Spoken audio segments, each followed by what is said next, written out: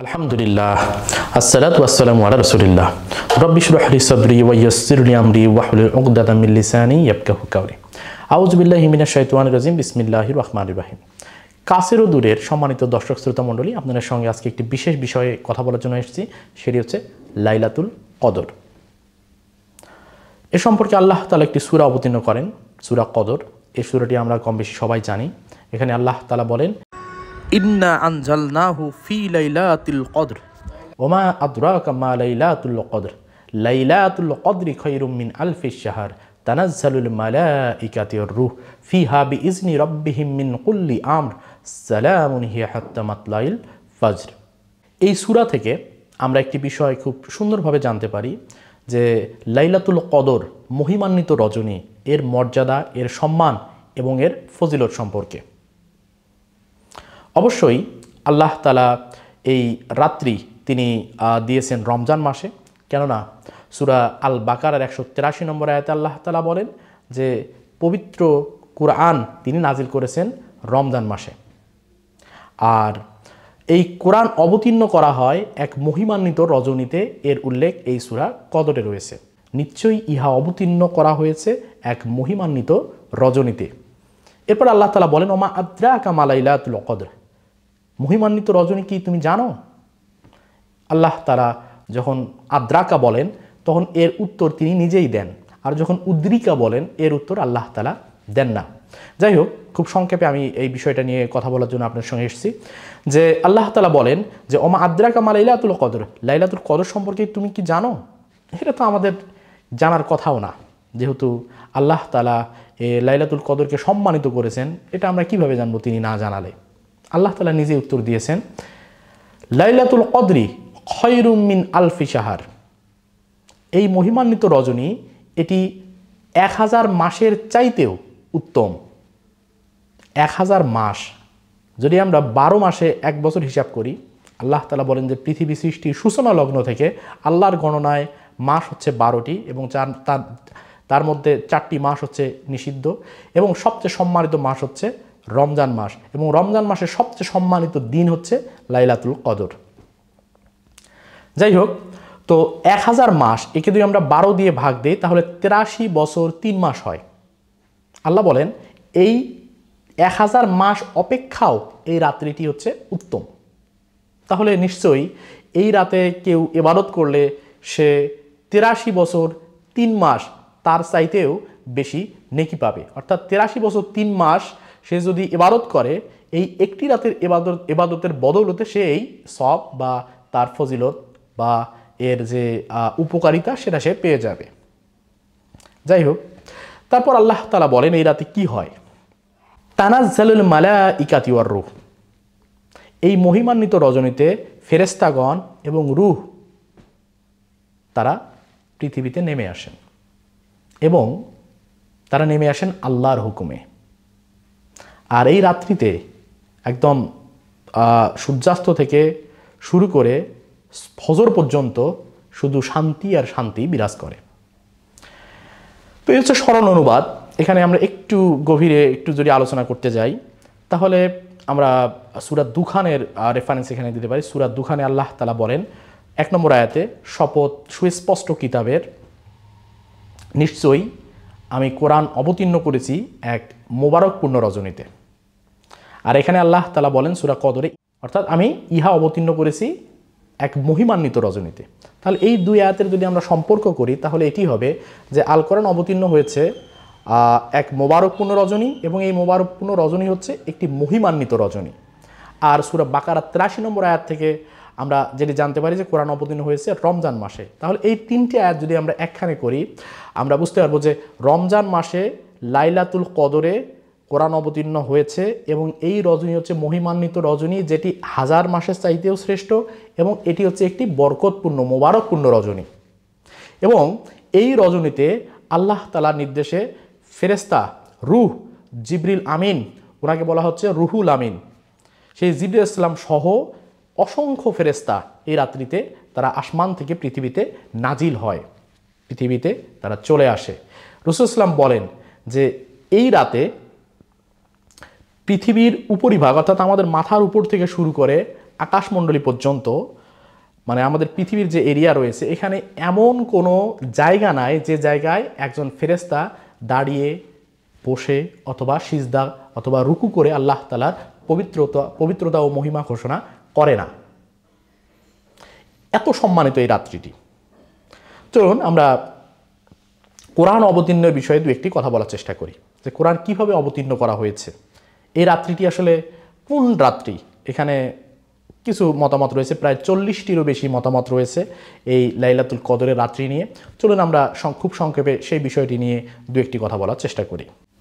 আমরা সবাই জানি আল কোরআন অবতীর্ণ হয় হেরা গুহায়, যেখানে রাসূলুল্লাহ সাল্লাল্লাহু আলাইহি ওয়াসাল্লাম ধ্যানমগ্ন অবস্থায় ছিলেন এবং টানা 3 দিন তিনি হেরা গুহায় অবস্থান করেছিলেন। আর হঠাৎ করে রাতের বেলা একজন ফেরেশতা তার নিকটে চলে আসেন, মানবাকৃতির, এবং তাকে বলেন যে ইকরা, পড়ো। তো রাসূলুল্লাহ সাল্লাল্লাহু আলাইহি ওয়াসাল্লাম উত্তর দিলেন যে আনা বিকারি, আমি পড়তে পারি না। আবার সে ফেরেশতা বলল ইকরা, পড়ো। রাসূলুল্লাহ সাল্লাল্লাহু আলাইহি ওয়াসাল্লাম একই কথা বললেন। এরপর তৃতীয়বার সেই ফেরেশতা তাকে বললেন যে পড়ো। তখন রাসূলুল্লাহ সাল্লাল্লাহু আলাইহি ওয়াসাল্লাম পড়লেন ওই ফেরেশতার সঙ্গে। এ হচ্ছে কোরআন নাজিলের একদম সূত্রপাত, কিভাবে কোরআন অবতীর্ণ হওয়া শুরু হয় পৃথিবীতে। এবং সেই জাবালে নূর, হেরা পর্বতের গুহা, যারা হজে যান তারা সেই পর্বতটি দেখেন এবং অনেকে উপরে ওঠেন, যে পর্বতে পবিত্র কোরআন অবতীর্ণ হওয়া শুরু হয়। এবং এই ঘটনাটি ঘটে একটি রাতের বেলা। তো এখান থেকে অনেকের ধারণা যে আল্লাহ তাআলা যে লাইলাতুল কদর, যে মহিমান্বিত রজনীর কথা বলেছেন, এটি আসলে সেই রজনী যে রজনীতে রাসূলুল্লাহ সাল্লাল্লাহু আলাইহি ওয়াসাল্লামের উপরে কোরআন অবতীর্ণ হওয়া শুরু হয়, সেই রজনী। এটা একদল বিশেষজ্ঞের মতামত। আবার কেউ কেউ বলেন যে না, যেমন ইবনে আব্বাস রাদিয়াল্লাহু আনহুর একটি হাদিস রয়েছে যে আল্লাহ তাআলা এই লাইলাতুল কদরে তিনি কোরআনকে অবতীর্ণ করেন প্রথম আসমানে, বাইতুল ইজ্জা নামে একটি জায়গায়। আর আপনারা জানেন যে পবিত্র কোরআন এটি সংরক্ষণ করা আছে লাউহি মাহফুজে, একটি সুরক্ষিত ফলকে। এর উল্লেখ রয়েছে সূরা বুরুজের 21 এবং 22 নম্বর আয়াতে। আল্লাহ তাআলা বলেন, বস্তুত ইহা সম্মানিত কোরআন, যাহা সংরক্ষিত আছে লাউহে মাহফুজে, সুরক্ষিত ফলকে। আবার আল্লাহ তাআলা সূরা তুরে তিনি বলেন যে শপথ কিতাবের, যাহা সংরক্ষিত আছে এক সুরক্ষিত ফলকে। একই কথা রয়েছে সূরা ওয়াকিয়ার 75, 76, 77 এবং 78 নম্বর আয়াতগুলোতে। এখানে আল্লাহ তাআলা বলেন যে আমি শপথ করিতেছি নক্ষত্র রাজির অস্তাচলের, 75 নম্বর আয়াত, অবশ্যই ইহা এক মহাশপথ যদি তোমরা জানতে। নিশ্চয়ই ইহা সম্মানিত কোরআন, যাহা লিখিত আছে সংরক্ষিত ফলকে। পুত ও পবিত্রগণ ব্যতীত ইহা কেউ স্পর্শ করে না। ইহা জগৎসমূহের প্রতিপালকের পক্ষ হইতে নাজিলকৃত, অর্থাৎ অবতীর্ণ। তো আল্লাহ তাআলা তিনি আল কোরআন কোথায় ছিল এবং কোথা থেকে কোথায় এসছে, এর কিন্তু বিস্তারিত কোরআনে বর্ণনা করেছেন।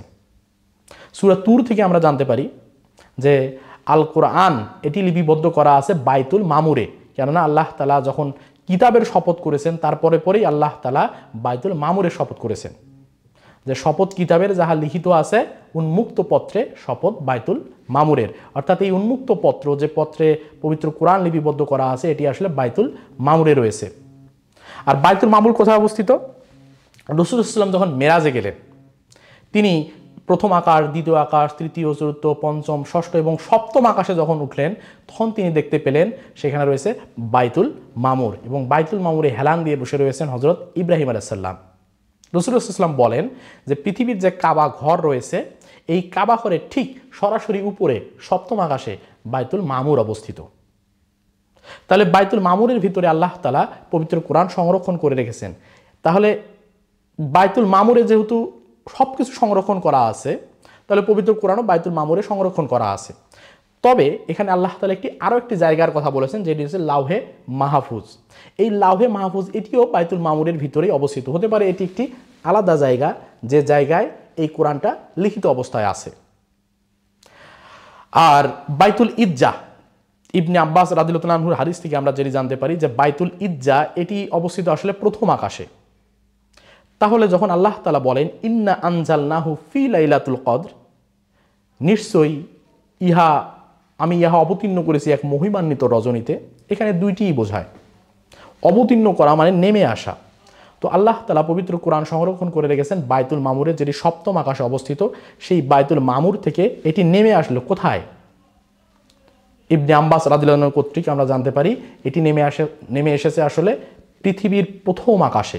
আমাদের পৃথিবী থেকে যে আমরা আকাশটি দেখতে পাই, যেখানে তারারা রয়েছে, সেখানে প্রথম আকাশে। আর প্রথম আকাশে যে জায়গায় এটিকে নাজিল করা হয় সেটি হচ্ছে বাইতুল ইজ্জা। এখানে সম্পূর্ণ কোরআনটি অবতীর্ণ করা হয়। আর এই প্রথম আকাশ বাইতুল ইজ্জা থেকে, এখান থেকে ধাপে ধাপে দীর্ঘ 23 বছর রাসূলুল্লাহ সাল্লাল্লাহু আলাইহি ওয়াসাল্লামের কাছে পবিত্র কোরআন অবতীর্ণ হয়। তবে এর সূত্রপাত হয় রাতের বেলা, যখন তিনি ধ্যানমগ্ন অবস্থায় ছিলেন। তাহলে বিষয়টি খুব সহজে যদিভাবে আমরা চিন্তা করি যে লাইলাতুল কদর এমন একটি রাত্রি, যে রাত্রিতে আল্লাহ তাআলা পবিত্র কোরআন বাইতুল মামুরের লাউহে মাহফুজ থেকে প্রথম আকাশে অবতীর্ণ করেন বাইতুল ইজ্জায়। আর সেই দিনই, অর্থাৎ সেই রাতেই তিনি এটি অবতীর্ণ করেন হেরা গুহায় রাসূলুল্লাহ সাল্লাল্লাহু আলাইহি ওয়াসাল্লামের উপরে। আর এর দায়িত্ব জিবরাইল আলাইহিস সালামের উপরে বর্তায়। জিবরাইল আলাইহিস সালাম তিনি শুধু মুহাম্মদ সাল্লাল্লাহু আলাইহি ওয়াসাল্লামের কাছেই নয়, পৃথিবীতে যত নবী রাসূল আগমন করেছিলেন তাদের কাছে তিনি ওহী নিয়ে আসতেন। এটি তার একটি দায়িত্ব। তো অনেকে বলে যে রাতের বেলা এটি আসলে কোন রাত্রি? কোন রাত্রি? আমরা কি পৃথিবীর রাত্রিরই হিসাব করব, নাকি আল্লাহ তাআলা যেহেতু রাতের বেলা বলেছেন এটি প্রথম আকাশে যেহেতু অবতীর্ণ হয়েছে, প্রথম আকাশের রাত্রি বুঝবো? এটা একটা জটিল প্রশ্ন, কিন্তু একটি সহজ উত্তর রয়েছে। সেটি হচ্ছে আল্লাহ তাআলা বলেন যে আমি আকাশমণ্ডলী, পৃথিবী এবং এর মধ্যবর্তী সমস্ত কিছু সৃষ্টি করেছি 6 দিনে। এর উল্লেখ রয়েছে পবিত্র কোরআনে 7টি জায়গায়। তাহলে সব কিছু আল্লাহ তাআলা 6 দিনে সৃষ্টি করেছেন। তাহলে আল্লাহ তাআলা যে 6 দিনের কথা বলেছেন এটি কিন্তু তার হিসেবে 6 দিন, আমাদের হিসেবে নয়। আল্লাহর গণনা এবং আমাদের গণনা এক নয়। আমরা যেভাবে গণনা করি সেটি হচ্ছে আমাদের পৃথিবীর যে আহ্নিক গতি, বার্ষিক গতি, এর উপরে ভিত্তি করে আমরা গণনা করি। যেমন পৃথিবীতে প্রায় 24 ঘন্টায় আমরা এক দিন হিসাব করি। তার মধ্যে রাত হয় সর্বোচ্চ কখনো কখনো 10 ঘন্টা, কখনো 11 ঘন্টা, কখনো 12 ঘন্টা। পৃথিবীর এক এক অঞ্চলে এক এক রকম এটি হয়। তাহলে যদি আমরা পৃথিবীর দিন রাত হিসাব করি, তাহলে পৃথিবীর কোন রাত্রিতে কোরআন অবতীর্ণ হয়েছে? অবশ্যই যার উপরে অবতীর্ণ হয়েছে তিনি যে জায়গায় ছিলেন, পৃথিবীর যে প্রান্তরে ছিলেন, যে অবস্থানে ছিলেন, যে অঞ্চলে ছিলেন, সেই অঞ্চলের যে অবস্থা, এটি কি দিন ছিল নাকি রাত ছিল, সেটিকে আমরা রেফারেন্স হিসেবে ধরব। যেহেতু রাসূলুল্লাহ সাল্লাল্লাহু আলাইহি ওয়াসাল্লাম ধ্যানমগ্ন অবস্থায় ছিলেন হেরা পর্বতের গুহায় রাতের বেলা, আর ঠিক সে সময় তার উপরে কোরআন অবতীর্ণ হয়, তাহলে আমরা বুঝতে পারি যে এটি রাতের বেলা অবতীর্ণ হয়েছে। এ ব্যাপারে কোনো দ্বিমত নেই। কিন্তু কেউ কেউ বলেন যে কোরআনের 5টি আয়াত অবতীর্ণ হওয়া মানে পবিত্র কোরআন পুরোটা অবতীর্ণ হওয়া নয়। এই কারণে তারা ইবনে আব্বাস রাদিয়াল্লাহু আনহু হাদিসকে রেফারেন্স হিসেবে নিয়ে আসেন যে না, এটি আসলে সেই রাত্রি নয় যে রাত্রিতে মুহাম্মদ সাল্লাল্লাহু আলাইহি ওয়াসাল্লামের উপরে হেরা গুহায় অবতীর্ণ হয়েছে। তারা বলেন এটা আসলে সেই রাত্রি যে রাত্রিতে আল্লাহ তাআলা পবিত্র কোরআন বাইতুল ইজ্জায় অবতীর্ণ করেছেন, পুরো কোরআন একসঙ্গে। কিন্তু আমি একটু দুইটা থিওরির মধ্যে যদি সম্পর্ক করে দেই, যে আসলে এটা যদি একই রাত্রি হয় যে রাত্রিতে আল্লাহ তাআলা বাইতুল ইজ্জাতে অবতীর্ণ করেছেন, এবং ওই রাত্রিতে যদি মুহাম্মদ সাল্লাল্লাহু আলাইহি ওয়াসাল্লামের উপরে অবতীর্ণ করেন, যেহেতু তিনি রাতের বেলা ধ্যানমগ্ন অবস্থায় ছিলেন, তাহলে কিন্তু সমস্যা মিটে যায়। এবং এটি আমার মনে হয় সবচেয়ে বাস্তবসম্মত। যাই হোক, তো এখন লাইলাতুল কদর পালন নিয়ে বাংলাদেশের মানুষ, সৌদি আরবের মানুষ বা পৃথিবীর বিভিন্ন দেশের মানুষ কোন রাত্রিতে এটি পালন করবে, এটা নিয়ে অনেকের অনেক প্রশ্ন। এটা আসলে নির্ভর করছে আপনি কোন জায়গায় অবস্থান করছেন তার উপরে। যেহেতু পৃথিবী একটা সিস্টেমের মধ্যে আছে, আল্লাহ তাআলা চন্দ্র, সূর্য এবং পৃথিবীকে নিয়মাধীন করে দিয়েছেন, এগুলো একটা নির্দিষ্ট নিয়মে পরিক্রমণ করছে। তো সুতরাং এটা নিয়ে আপনার খুব বেশি চিন্তিত বা বিভ্রান্ত হওয়ার কিছু নেই। যেহেতু এই রাত্রির যে সম্মান, মর্যাদা, এবং এই রাত্রিতে আমরা যদি ইবাদত করি, বা এই রাত্রি আল্লাহ বলেন যে এটি 1000 মাসের চাইতে উত্তম, এটি আল্লাহ তাআলার পক্ষ থেকেই আসবে। সুতরাং আমরা আল্লাহর কাছে চাইব, আমি যেখানে আছি সেই অনুযায়ী চাইব। এটা নিয়ে আমি যদি খুব বেশি প্রশ্ন করা শুরু করি তাহলে বিপদে পড়ে যাব। কারণ আমাদের জ্ঞান হচ্ছে নির্দিষ্ট এবং সীমাবদ্ধ। আল্লাহ তাআলা আমাদেরকে যতটুকু জ্ঞান দিয়েছেন, চিন্তা শক্তি দিয়েছেন, তার উপরে আমরা কিছু করতে পারি না। যেমন একটি হাদিস এরকম রয়েছে যে লাইলাতুল কদরের রাত্রিটি আসলে কোন দিন, এ নিয়ে বেশ কয়েকটি হাদিস রয়েছে, কিন্তু একটি হাদিস আমি এখানে বলতে চাচ্ছি যে রাসূলুল্লাহ সাল্লামকে আল্লাহ তাআলা জানিয়ে দিয়েছিলেন যে এই দিন হচ্ছে লাইলাতুল কদর, এবং তিনি সাহাবায়ে কিরামদের মাঝে এটি বলার জন্য যাচ্ছিলেন। প্রতিমধ্যে তিনি দেখলেন 2 জন সাহাবা ঝগড়া করছে। তিনি তাদের ঝগড়া মেটানোর উদ্দেশ্যে সেখানে গেলেন, আর ফলশ্রুতিতে সেই তারিখটি তিনি ভুলে গেলেন। এখান থেকে কিন্তু মুসলিম সমাজের একটি চমৎকার শিক্ষা রয়েছে যে যখন দুইজন মুসলিম নিজেদের মধ্যে ঝগড়া বিবাদ করে, যুদ্ধ করে, তখন অনেক ব্লেসিং অর্থাৎ আল্লাহ তাআলার অনেক দয়া এবং আল্লাহ তাআলার অনেক রহমত বরকত থেকে তারা বঞ্চিত হয়। রাসূল সাল্লাম তিনি যখন ভুলে গেলেন তিনি বলেন যে আল্লাহ যা করেছেন ভালোই করেছেন, কেননা অনেকে হয়তো এই রাত্রির খবর জানা থাকলে তারা শুধু সেই রাত্রিতেই ইবাদত করত। যাই হোক, এই রাত্রিটি রমজান মাসের শেষ দশকে তালাশ করার কথা রাসূল সাল্লাম বলেছেন এবং এ নিয়ে বেশ কয়েকজন সাহাবায়ে কেরামদের মধ্যে মত পার্থক্য ছিল। কেউ বলেছেন এটি 21 তারিখ, কেউ 23 তারিখ, কেউ 25, কেউ 27, কেউ 29। আবার এমনও মত রয়েছে অনেক বিশেষজ্ঞদের মতে যে এটি আসলে মানে ওই রমজান মাসের তারিখই না, তারা সূরা দোহানের রেফারেন্স দিয়েছেন যে এটি আসলে অন্য কোনো এক রাত্রি, যে রাত্রিতে আল্লাহ তাআলা সমস্ত বিষয় স্থিরকৃত করেন এবং তারা এটি বলেন যে এটি হচ্ছে লাইলাতুল নিসমে বিন শাবান অর্থাৎ শাবান মাসের যে মধ্য রজনী, সেটিকে তারা বলেছেন। তবে যেহেতু আল্লাহ তাআলা পবিত্র কোরআনে 183 নম্বর সূরা বাকারার 183 নম্বর আয়াতে উল্লেখ করেছেন যে রমজান মাসে আল্লাহ তাআলা কোরআন অবতীর্ণ করেছেন, সুতরাং এটি শাবান মাসে হওয়ার সম্ভাবনা নেই। যাই হোক, তো এই রাতে আমরা আল্লাহ তাআলার দরবারে ক্ষমা প্রার্থনা করব, আমরা দান খয়রাত করব এবং যেহেতু আজকে এই রাত্রিটি আমাদের মাঝে অতিবাহিত হচ্ছে, আমরা যে যত পারি কোরআন অবতীর্ণের এই রাত্রিতে, যদি এই রাত্রি লাইলাতুল কদর হয়, আমরা ইনশাআল্লাহ কোরআন তেলাওয়াত করব, মানুষের সাথে কোরআন নিয়ে আলোচনা করব। যেমন আমি আপনার সঙ্গে কথা বলছি, আমরা কোরআন নিয়ে কথা বলবো, কোরআন নিয়ে গবেষণা করব এবং আমরা নফল ইবাদত করব, নামাজ আদায় করব আর পরস্পরকে সত্যের উপদেশ দেব, ধৈর্যের উপদেশ দেব। ইনশাআল্লাহ আল্লাহ তাআলা আমাদের এই ইবাদতগুলো কবুল করবেন। যাই হোক, আর বিস্তারিত কথা না বলে আমি আমার আলোচনা এখানেই শেষ করতে চাচ্ছি। কথা বললাম লাইলাতুল কদর নিয়ে এবং কোরআন অবতীর্ণের কিছু ঘটনা নিয়ে, আর কথা বললাম যে লাইলাতুল কদর নিয়ে কিছু মতামত এটি নিয়ে।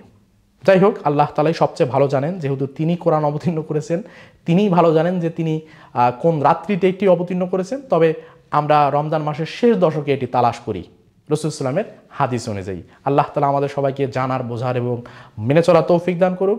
ওমা তৌফিকি ইল্লা বিল্লাহ। আপনারা সবাই ভালো থাকুন, সুস্থ থাকুন। রমজানের আরও যে রোজাগুলো বাকি রয়েছে সেগুলো যেন সুস্থ শরীরে আপনারা করতে পারেন, সেই আশাবাদ ব্যক্ত রেখে আমার কথা এখানেই শেষ করছি। ওয়া আখির দাওয়ানা আলহামদুলিল্লাহি রাব্বিল আলামিন। আসসালামু আলাইকুম রাহমাতুল্লাহি ওয়া বারাকাতুহু।